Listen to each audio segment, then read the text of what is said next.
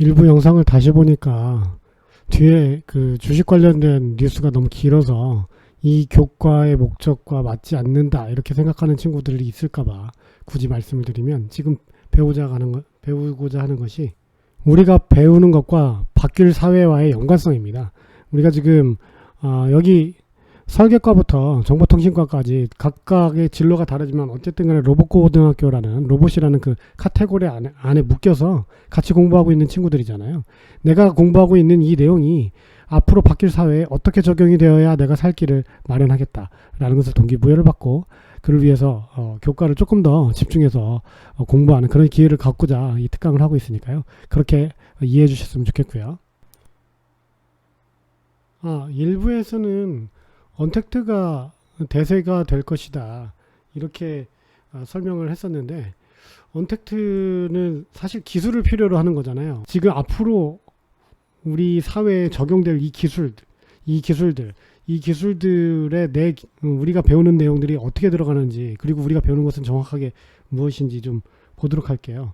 이제는 좀 편집된 영상으로 언택트 사회에 필요한 기술, 이런 기술이 적용될 직업 설명되어 있는 영상 차례차례 보도록 하겠습니다. 안녕하세요. 커리어 가이드 채널입니다. 오늘은 코로나 바이러스 이후 가속화될 미래 직업 변화에 대해서 알아보도록 할게요. 2019년 말부터 시작된 코로나 바이러스 확산으로 인해서 전 세계가 위기를 맞고 있습니다. 개인의 생명과 안전에 대한 위협뿐만 아니라 경제활동 잠정 중단으로 인한 생계 유지의 어려움, 그리고 초중고 대학생들의 학업도 임시 휴교로 인해서 많은 차질을 겪고 있는데요. 우리는 그동안 4차 산업혁명 시대가 도래했다고 익히 들어왔습니다. 이를 통해서 우리의 삶을 더욱 편리하고 쉽고 이용 가능한 서비스를 제공받게 될 것이며, 지금보다 더 적은 근무 시간으로 즐기는 삶을 살 수 있을 것이라는 낙관적인 전망과 더불어서 AI 시스템과 로봇 사용의 확대로 인해서 인간의 일자리에 위기를 맞게 될 것이라는 전망도 들어왔습니다. 그러나 현실적으로는 4차 산업혁명 시대가 우리 일상에 스며들었는지 변화를 크게 느끼지 못했다고 생각을 했겠지만, 이번 코로나 바이러스 경험을 통해서 우리는 이미 4차 산업혁명 시대가 우리 가까이에 오고 있다는 것을 느낄 수 있을 것입니다. 이로 인해서 미래의 직업 변화도 예상되고 있습니다. 첫 번째는 의료 인력 부족을 해소하기 위한 AI 검사, 진단, 관리 서비스 증대입니다. 전 세계적으로 바이러스 창궐과 더불어 가장 수급이 필요한 분야가 바로 의료 전문 분야인데요. 의사, 간호사뿐만 아니라 바이러스 백신 연구원과 테스트기 개발원 등 의료와 관련된 전반적인 인력 부족을 겪고 있고, 해외에서 파견을 요청하는 사례들도 있습니다. 하지만 이는 일시적인 상황으로 바이러스 종식 이후에는 의료 인력에 대한 수요가 급저하게 되고, 고용 상태를 유지할 수 없는 기업이나 병의원에서는 의료 전문인의 해고율도 상당히 우려가 있습니다. 기업은 이러한 인건비 부담을 감소하기 위해서 향후 왓슨과 같은 AI 검사, 진단, 관리가 가능한 서비스를 증대할 수 있도록 시스템을 도입할 방법들을 강구할 것이고, 그러한 수요에 발맞춰 AI 개발자들은 더욱 발빠르게 움직이고 있습니다. 또한 이번 코로나 바이러스 사태와 같이 호흡기를 통한 바이러스 확산이 우려되는 만큼, 호흡기 걱정이 없는 로봇 서비스의 확대도 예상되는 만큼 향후 AI 시스템과 로봇 개발자 및 관리자의 수요가 의사 및 간호사를 넘어설 수 있습니다. 두 번째는 온라인 교육 시스템 확대로 인한 온라인 강사가 인기를 끌 수 있습니다. 갑작스러운 바이러스 사태로 인해서 전 세계는 휴교령까지 내리면서 학생들의 학업이 중단되는 상황을 겪어야만 했습니다. 그동안 온라인 교육은 평생교육원, 방송통신대학 등 직장을 다니며 밤에 학업을 하는 사람 등 주간 학업이 어려운 사람들이 이용하는 경우가 많았죠. 일반 초중고 대학생들은 학교 출석을 통한 학업이 주로 이루어졌는데요. 그러나 이번 바이러스 사태를 통해서 외부 출입이 어려운 경우에도 자유로이 자가학습이 가능한 온라인 교육이 급부상하게 되었고, 각 학교들은 서둘러 온라인 개학을 통해서 학생들에게 필요한 자료를 공급하고 있습니다. 하지만 대부분의 초중고 교육 시스템은 학교 내 교육이 익숙했던 만큼 갑작스런 온라인 교육에 대한 준비가 부족하여 외부 강사 및 전문 강의 영상 제휴 및 활용하는 사례도 증가하고 있습니다. 우리는 유튜브를 통해서 여러 정보들을 공유하는 채널들을 보고 있지만, 교사들의 경우 오프라인 교육에 더욱 익숙한 상태이기 때문에 온라인 교육을 위한 영상 촬영이나 편집, 자료 수집, 정리에는 어려움을 토로하고 있는 상황입니다. 그러한 부분들은 코로나 바이러스로 인해서 교육 시스템에 큰 변화를 겪게 된 상황이라는 것을 인지해야 하는 것입니다. 이러한 이유로 온라인 교육 시스템의 개발자 및 편집자, 온라인 교육 강사 등의 직업군은 더욱 인기가 높아지게 될 것이고, 그 수요도 증가할 것으로 보입니다. 세 번째는 온라인 상업의 활성화입니다. 한국은 온라인 쇼핑 서비스가 잘 발달된 대표적인 나라이죠. 이번 코로나 바이러스 사태 이후에 온라인 쇼핑 분야 1위인 쿠팡의 입지도는 더욱 굳혀지게 되었고, 로켓 배송과 새벽 배송 등 빠른 배송 서비스를 통한 만족도와 편리성에 비접촉 쇼핑이 소비의 한 패턴으로 자리매김하고 있습니다. 현재 일명 쿠팡맨을 통해서 방문 배달 서비스가 제공되고 있고 배송업체 직원의 채용도 증가하고 있는데요. 그러나 그만큼 기업의 인건비 부담은 배송료 및 서비스료 인상을 고려하지 않을 수 없게 되기 때문에 향후에는 자율 배송 시스템과 드론 배송 시스템 상용화를 가속화할 가능성이 높습니다. 그와 관련된 드론 조종 관리자나 온라인 주문 앱들의 이용 증가로 인한 앱 개발자 및 디자이너 관리자들의 수요 증가도 기대됩니다. 온라인 상업 분야에서 가장 두드러진 변화를 맞게 된 것은 바로 엔터테인먼트인데요. 예를 들어서 온라인 게임과 영상 스트리밍 서비스가 있죠. 외출 자제령을 받은 미국과 영국, 호주 등뿐만 아니라 온라인 게임 강대국인 한국은 이번 바이러스 사태로 인해서 더욱 게임 시간이 증가하고 있고 넷플릭스와 같은 영상 스트리밍 서비스는 영화와 TV 프로그램 같은 영상 콘텐츠 시청자가 폭증하고 있다고 합니다. 이러한 온라인 엔터테인먼트 분야는 전 세계적으로 서비스 제공이 가능하고 기업의 이윤 창출 극대화를 도울 수 있다는 점과 온라인 서비스 제공 및 유지를 통한 관리가 용이하고 원격 근무나 재택 근무도 가능하다는 특장점이 있는 만큼 이와 관련된 온라인 게임 기획 개발자, 서버 관리자, 영화나 드라마 제작 및 배급 관련 인력의 수요도 증가될 것으로 예상됩니다. 이렇듯 코로나 바이러스 사태를 겪고 있는 지금의 상황과 4차 산업혁명 시대의 도래가 맞물려서 20년 정도 예상하고 있던 변화의 추이가 더욱 빠른 속도로 일상에 접목되고 있는데요. 위기를 겪는 순간 더 큰 발전과 변화가 온다는 말이 있죠. 전 세계적인 위기 국면의 상황에서 향후 이러한 바이러스 사태 재발 시 빠른 대응을 하기 위해서 얼마나 많은 연구와 투자 개발이 지금 이루어지고 있는지 그리고 이루어지게 될지 기추가 주목되는 상황입니다. 위기 극복에 강한 나라, 우수 인재가 많은 나라, IT 기술력이 좋은 나라, 바로 우리 대한민국은 향후 10년 내에 얼마나 많은 발전을 겪게 될지 궁금한데요. 여러분도 변화되는 미래에 발맞춰 나가시길 바라고 커가 채널은 여러분의 꿈을 함께 응원하겠습니다. 커리어가 함께 성장하는 채널 커가 채널이었습니다. 아무래도 커리어 가이드다 보니까 앞에서 우리 생활이 바뀌는 것에 대한 키워드를 정리한 것보다 조금 더 산업적 차원에서 직업적 차원에서 접근하니까 우리 그 직업계 고등학교 다니는 학생들 입장에서 나와 어떤 연관이 있구나 조금 더 이게 접근이 쉽죠. 예, 여러분들의 그 전공과 또 배우는 것과 이게 연관이 된다는 것을 알 수가 있을 것 같습니다. 이번에 그 보여드릴 영상에서는 지금 이제 산업계 중에서 이제 어떤 부분들이 어떻게 적용되겠다, 앞으로 어떤 직업의 전망이 있다, 이 얘기를 했었잖아요. 근데 지금 보여드릴 영상에서는 실제로 업무를 적용하고 있을 때 어떤 기술들이 필요로 한다, 어떤 기술이 필요할 것이다, 이 얘기를 할 건데요. B2B라고 해서요. B2B는 이제 비즈니스 투 비즈니스의 약자로 우리가 이제 대부분 경제 활동이 일어나고 우리 매출이 일어나는 기업들 활동에서 우리가 알고 있는 것들을 우리가 예를 들어서 이 컵 있죠. 우리 컵을 어떤 기업이 만듭니다. 우리가 삽니다. 이런 소비자가 사는 그런 물건을 만드는 기업을 B2C라고 하거든요. 비즈니스 투 커스터머. 그러니까 커스터머를 향해서 이제 비즈니스를 한다는 얘기죠. 그런데 대부분의 매출과 산업 규모는 비즈니스 투 비즈니스, 그러니까 기업계 소요에 해당되는 내용들을 제공하는 것들이 더 많이 소요되거든요. 그래서 지금 직업계가 어떤 그 언택트를 위해서 또 바뀐 사회에서 어떤 환경을 구축하여야 이제 업무가 가능한지를 안다면 거기에 필요로 하는 그 내용들이나 물건들이나 또는 시스템이나 이런 것들을 구축할 수 있지 않겠어요? 그런 내용들이 무엇이 있는지를 좀 볼 수 있게끔 해주는 영상입니다. 이거 추려서 좀 볼게요. 여러분 안녕하십니까? 올쇼TV 진행을 맡은 김지선입니다. 오늘은 언택트 시대의 비즈니스 연속성을 지속하는 방법에 대해서 알아볼 텐데요. 코로나19 상황 속에서 이 원격 근무가 굉장히 각광을 받았습니다.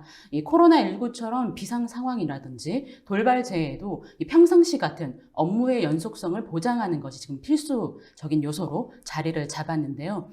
전자신문 올쇼TV가 마련한 이번 웨비나를 통해서 이 비즈니스 연속성을 지속하는 방법을 살펴보도록 하겠습니다. 먼저 저희 CTX하고 나무기술이 오늘의 주제를 위해서 한 4가지 꼭지를 잡고 좀 준비를 해왔습니다. 그래서 대략적으로 우선은 이 코로나 사태 때문에 원격 재택근무, 그리고 이것들로 인해서 가지고 온 어떤 트렌드, 그리고 이거를 하기 위해서 IT나 사용자들이 어떻게 준비를 해야 될지에 대한 이야기하고요. 그리고 이런 것들을 구축하는 방법과 실제 고객들이 어떻게 구축하셨는지에 대한 이야기를 한번 해볼까 합니다. 여기서 고객은 비즈니스 파트너, 그러니까 이런 그 네트워크를 구축해 달라고 하는 기업을 얘기하는 겁니다. 일반 커스터머를 얘기하는 게 아니고요. 그림에 보시는 것처럼 미국이나 혹은 그림에는 없지만 유럽 같은 경우에는 재택근무가 상당히 많이 대중화되어 있죠. 근데 국내 같은 경우는 가까이 있는 일본이랑 비교를 해도 재택근무가 많이 이루어지지는 않고 있습니다. 그거는 아마 문화적인 것도 있을 거고요. 아마 제가 보기에는 이제 앞으로는 이 재택근무라는 거를 많이 준비를 해야 되고 앞으로 나가야 될 방향이 아닐까라고 생각을 하게 됩니다. 실제 재택근무를 평소에 해왔던 분들 그리고 해오지 않았던 분들 간의 차이, 그리고 이걸 재택근무를 한다 하더라도 어떤 기술을 적용했느냐에 따라서 사실은 사용자 체험에 좀 많은 차이가 좀 보이지 않았는가라고 생각이 됩니다. 첫 번째는 보안 리스크였습니다.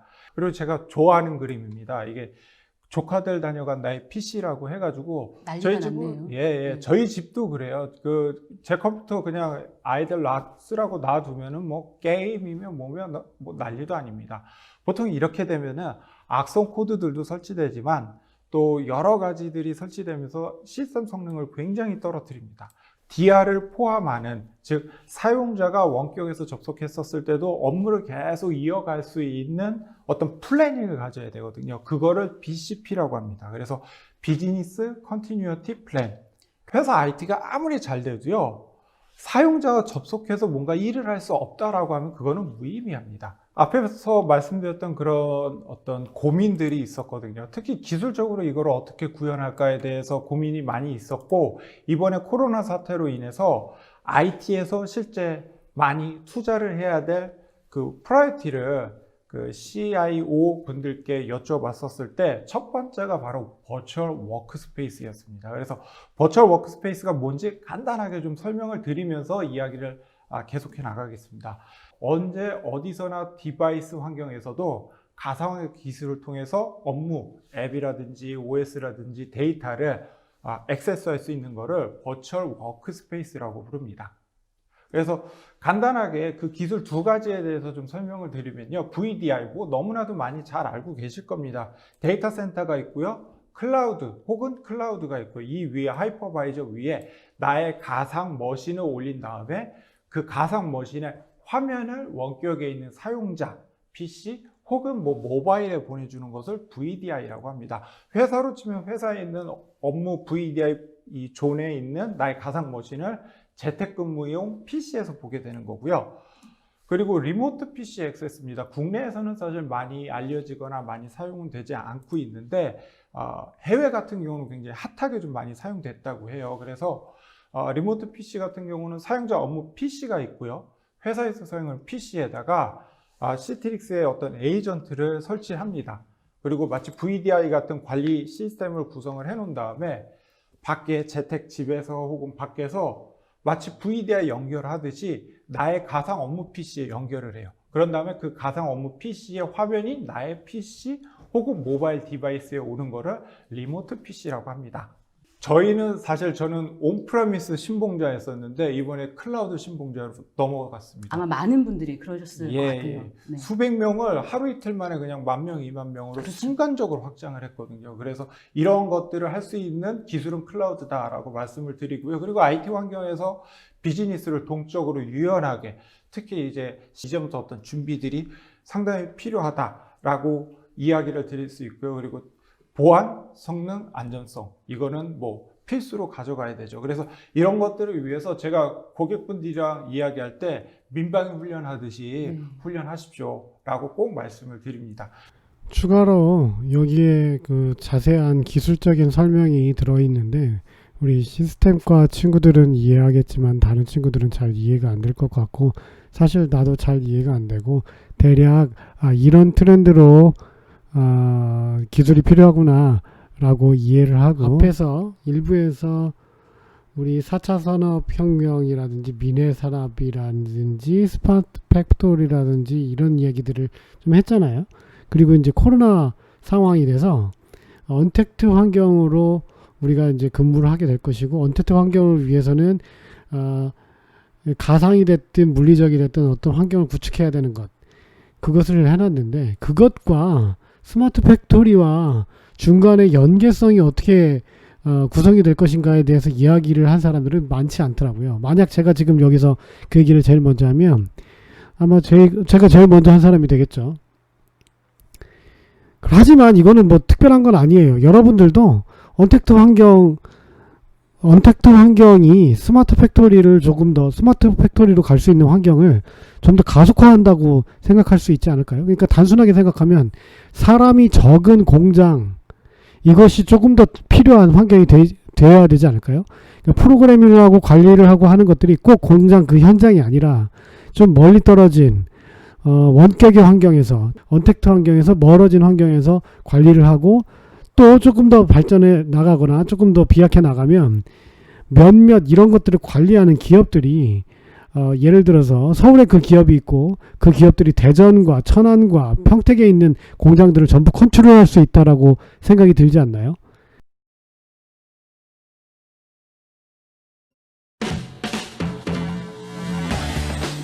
자동차 산업 등이 침체기를 맞으면서 전 세계적으로 경제 성장이 둔화되고 있습니다. 또다시 제기되는 제조업의 위기론. 이를 극복하기 위한 것이 4차 산업혁명인데요. 그 중심에 스마트 팩토리를 통한 제조 혁신이 자리 잡고 있습니다. 스마트 팩토리가 왜 중요하냐면 궁극적으로 그 미래의 먹거리를 만들어주는 혁명이기 때문에 굉장히 중요한 거죠. 이미 많은 제조기업들이 스마트 팩토리 구축을 통해 위기를 극복하고 새로운 기회를 만들고 있는데요. 로봇 기술, 빅데이터, 인공지능과 같은 첨단 기술과 제조업의 결합. 스마트 팩토리를 통한 제조 혁신은 제조업의 새로운 돌파구가 될 수 있을까요?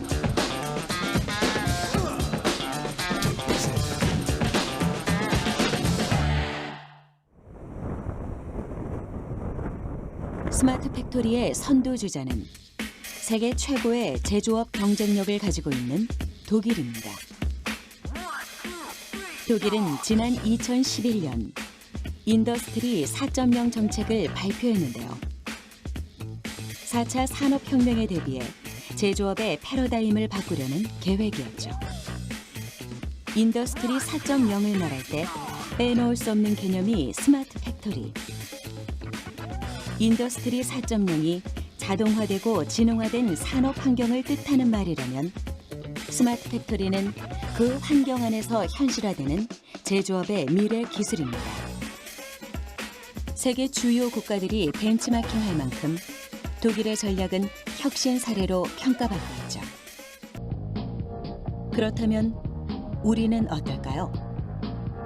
국내 역시 주력 제조업의 성장이 한계에 직면하면서 스마트 팩토리를 통한 제조 혁신의 필요성이 꾸준히 제기되고 있는데요. 정부와 기업의 지속적인 노력에도 불구하고 아직 갈 길이 먼 상황입니다. 이에 정부는 스마트 팩토리 저변 확대를 위해 총력 지원에 나서기로 했습니다. 2019년에 스마트 팩토리 4,000개를 더 보급하고 오는 2022년까지 3만 개의 스마트 팩토리를 구축한다는 계획을 발표했는데요. 중소제조업 50% 스마트화 달성을 목표로 전폭적인 지원을 추진할 예정입니다. 스마트 팩토리, 조금 더 자세히 알아볼까요? 스마트 팩토리란 제조업의 정보통신 기술을 융합한 새로운 개념의 공장을 말합니다. 빅데이터, 사물 인터넷, 3D 프린팅, 로봇 등 첨단 기술을 접목해 제조 시스템을 운영하는 것이죠. 기존의 자동화 공장과는 조금 다릅니다. 스마트 팩토리는 한 발 더 나아가 현장의 데이터를 결합해 생산성과 유연성을 향상시키는 최적화된 시스템을 말합니다. 많은 분들이 스마트 공장을 자동화 공장으로 오해를 하세요. 이 스마트 공장은 물론 스마트 공장이 자동화라는 게 굉장히 중요한 컨셉이긴 하지만 일반 자동화가 아니라 플렉시블 자동화입니다. 스마트 공장을 구축하기 위해서는 9가지 핵심 기술이 필요합니다. 빅데이터, 산업용 사물 인터넷, 클라우드 컴퓨팅, 가상현실과 증강현실, 가상 물리 시스템, 인공지능, 3D 프린팅, 스마트 머신, 5G 등을 꼽을 수 있는데요. 각각의 기술들이 서로 유기적으로 작용할 때 완벽한 스마트 팩토리의 모습을 만들어낼 수 있는 것이죠.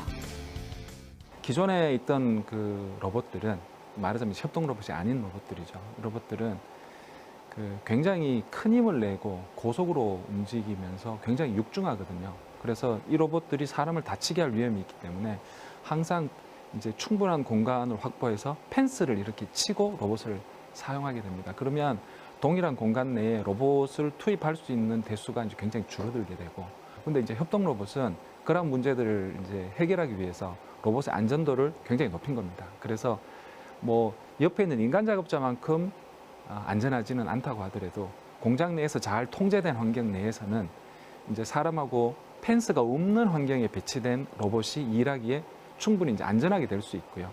사람들이 통상 하고 있는 굉장히 복잡한 작업들이 있습니다. 대부분 조립 작업들인데요. 그 조립 작업들을 수행할 수 있는 그러한 협동 로봇이 스마트 공장이 필요하게 되는 것입니다. 작업 중인 사람들 옆에서 주변 환경에 유연하게 대응하고 주어진 업무를 수행하는 인간 협업용 협동 로봇들의 모습 어떤가요? 지금까지 로봇은 격리된 공간에서 혼자 작업했지만 협동 로봇들은 안전한 상황에서 인간과 함께 작업이 가능합니다. 사람과 팀이 돼서 작업자를 도와주는 동료로서의 역할을 담당하는 것이죠. 협동 로봇의 다음 단계는 지금 인간 대 로봇의 비율이 인간의 비율이 점점 줄고 협동 로봇이 점점 늘어서 최소한의 제어만 인간들이 하는 상황을 가상했었는데, 언택트 환경이 지금 요구되는 이 상황이 이런 그 스마트 공장과 연결된다고 하는 것은 이런 협동 로봇의 그 적극적인 배치 훨씬 앞당기게 될 거라는 거죠. 현재 아미로 다음 모델 개발에 박차를 가하고 있는데요. 인간 수준의 정밀 작업을 위해선 손가락 기능이 관건입니다.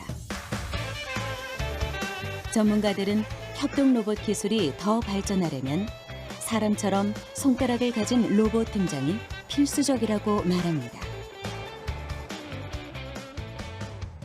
유연성이 높은 스마트 공장에 투입되기 위해서는 사람의 손처럼 다재다능하게 대처하는 기능이 필요한 것이죠. 앞으로 협동 로봇 기술은 스마트 팩토리의 중요한 부분을 담당하게 될 것으로 기대됩니다. 경상북도 포항시 국내 대표 철강 제조업체 철강 제품 생산 과정에 스마트 팩토리를 구축해 운영하고 있는 대표적인 기업입니다. 자체 개발한 플랫폼을 통해 사물 인터넷, 빅데이터 등 스마트 기술의 접목을 시도하고 있는데요. 스마트 CCTV 인프라를 구축해 철강 생산의 데이터를 쉽고 빠르게 관리하고 분석할 수 있게 됐습니다. 이를 플랫폼에 저장하고 분석해 생산 설비를 효율적으로 운영할 수 있었죠.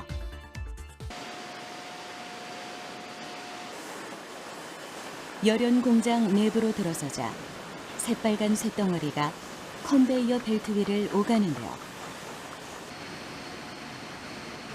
이 플랫폼은 세계 철강업계 최초로 생산 공정 과정에 인공지능을 도입한 것이 특징입니다. 인공지능 도입을 통해 사람이 투입되지 않아도 정확한 온도를 측정하고 열 손실을 최소화해 에너지를 절약할 수 있게 됐죠. 과거에는 이런 것들이 이제 이 영상 시스템이 없었기 때문에 사람들이 길이를 결정해서 절단 작업을 했었는데, 지금은 그걸 영상을 이미지로 만들어서 그걸 디지털로 만들어 준다면 그런 데이터들이 우리 자동 제어 시스템에 연결이 돼서 이제 자동 작업을 할 수 있게 됐고요. 그 결과물들은 과거보다 실수율 로스가 한 30% 정도 감소하는 효과를 거뒀습니다. 스마트 팩토리가 가지는 기술적인 요소가 크게 세 가지 분류가 됩니다. 첫째는 IoT라고 일컬어지는 산업사물 인터넷 분야가 한 축을 이루고 있고, 그 사물 인터넷을 통해서 측정, 그리고 식별, 그리고 이제 제어, 이런 여러 가지 활동이 일어나고, 이걸 통해 통신을 통해서 커뮤니케이션을 하게 되어지게 되고요. 그러니까 이 영역은 센싱하고 통신하고 이렇게 하는 거죠. 우리 학교 정보통신과는 군 특성화를 하기 때문에 전부 군대를 가긴 하지만 거기서 배우는 네트워크 기술하고요, 무선통신 기술이나 이런 것들, 그리고 센싱하는 이런 기술들은 우리 정보통신과와 연계가 되어 있는 그런 기술이죠. 그리고 이제 두 번째 영역이 이제 그 서비스와 플랫폼 영역입니다. 플랫폼을 통해서 이제 각종 서비스를 이제 진행할 수가 있고, 서비스 플랫폼이라고 하는 건 제품이라고 생각하면 됩니다. 제어 제품, 제어가 가능하게 된 토탈 솔루션 이런 것이라고 생각하면 되겠는데요. 누군가가 구성해서 만들겠죠. 그 산업계에 맞춰서. 지금 우리가 얘기하고 있는 이런 산업계에 있는 기술들은 어떻게 보면 다 단품이라고 생각할 수가 있어요. 그러니까 대량 양산을 해서 이런 서비스나 플랫폼을 양산을 해서 그에 맞는 산업계에 전부 준다기보다는 그 고객에, 그러니까 비즈니스를 하고 있는 그 기업체의 요구에 맞춰서 단품을 각각 제작을 해서 보낸다고 할 수가 있겠죠. 토탈 제어하는 영역은 물론 이거는 뭐 제어과, 우리 학교 이제 제어과 같은 경우에는 특별히 이 영역이다 이게 딱 떨어지는 건 아니지만 이런 그 토탈 솔루션을 제공한다는 차원에서는 이제 제어과에서 공부하는 내용과 유사성이 있다고 볼 수 있습니다. 그리고 세 번째 영역이 곧 이제 그 지능화 영역인데, 그 빅데이터 분석이라든지, 그다음에 뭐 머신러닝이라든지, 아니면 그 딥러닝 같은 이런 그 인공지능적인 그런 그 분석과 그리고 이제 진단을 통해서 그 최적화되어진 새로운 해법을 그 실시간으로 찾아내서 그다음 다음 방향으로 이제 그 방향을 제시해주는, 그 의사결정해주는 그런 영역입니다. 지금 뭐라 그랬어요? 의사결정하는 영역이라고 했죠. 이렇게 이런 플랫폼이라든지 이런 그런 방법들을 어떻게 사용할지에 대한 의사결정을 하는 것이 결국은 스마트 팩토리에 있어서 중요한 영역이라고 이야기를 하고 계십니다. 우리가 이제 공부하면 공부할수록 이런 것들이 굉장히 융합적이고 모든 것들을 몇몇 사람이 팀으로서 소화해내야 되는 하나의 솔루션으로 함께 제공해야 된다는 것을 알게 될 겁니다. 스마트 팩토리의 기반 기술 공급을 위한 플랫폼 개발 열기도 뜨거운데요. 특히 스마트 팩토리 구축에 필요한 인공지능 기술이 주목받고 있습니다.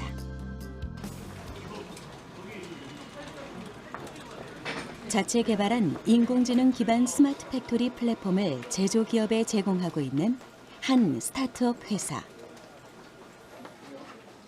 이미 국내 대표 철강 제조업체에 인공지능 서비스를 제공해 성공적으로 완료한 경험이 있습니다. 요거는 에어헤더의 압력 센서입니다. 에어헤더의 압력을 측정을 해서 무선으로 데이터 값을, 압력 값을 게이트웨이 판넬로 무선으로 전송하는 센서가 되겠습니다.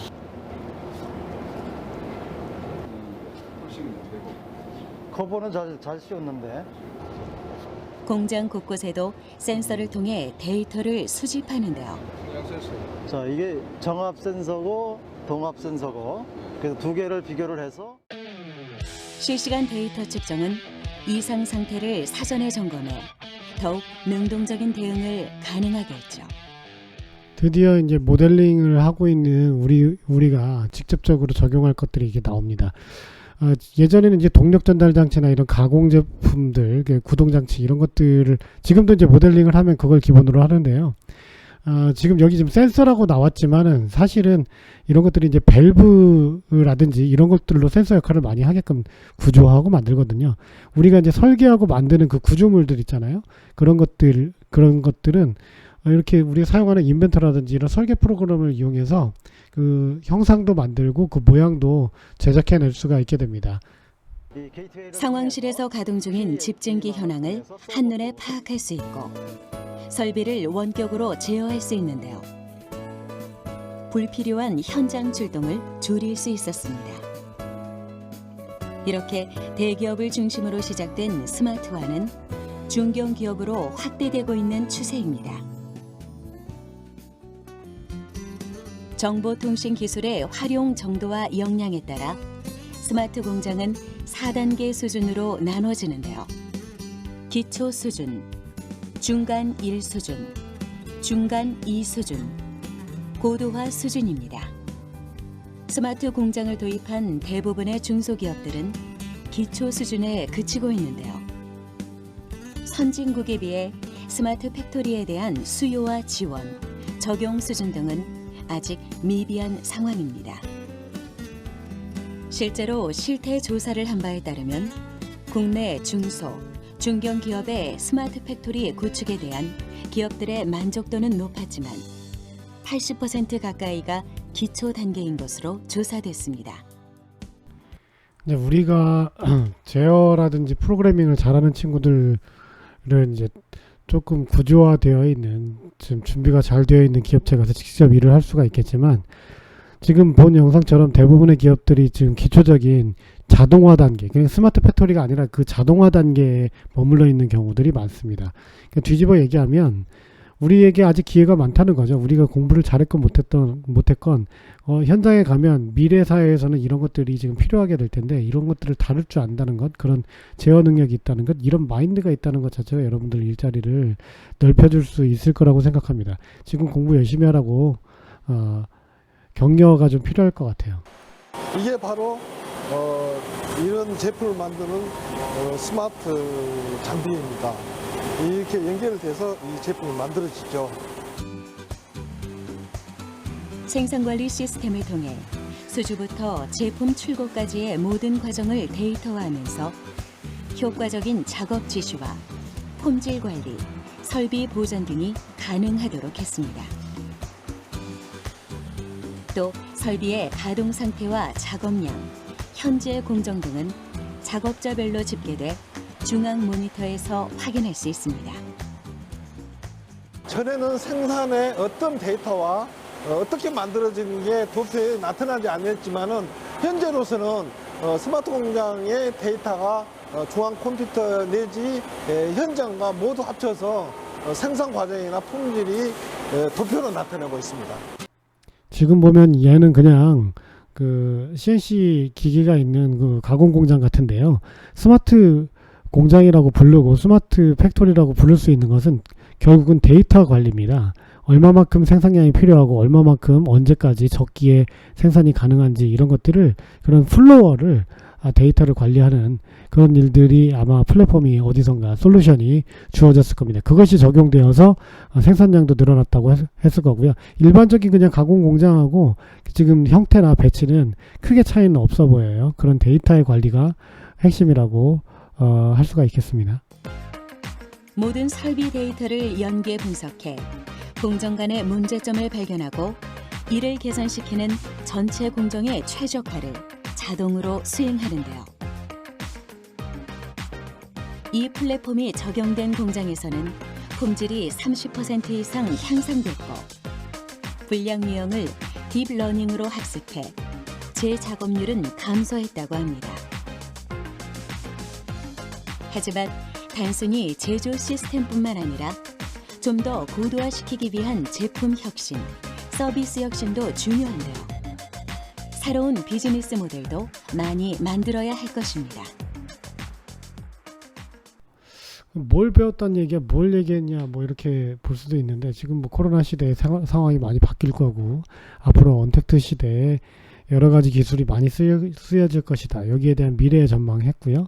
그리고 2부에서는 저는 이제 결국은 스마트 팩토리다. 그리고 스마트 팩토리에 관련된 그 다큐멘터리 영상에 중간중간 설명을 넣어가면서 우리가 그 배우고 있는 기술과 스마트 팩토리가 어떻게 적용될지에 대해서 접점을 좀 찾았죠.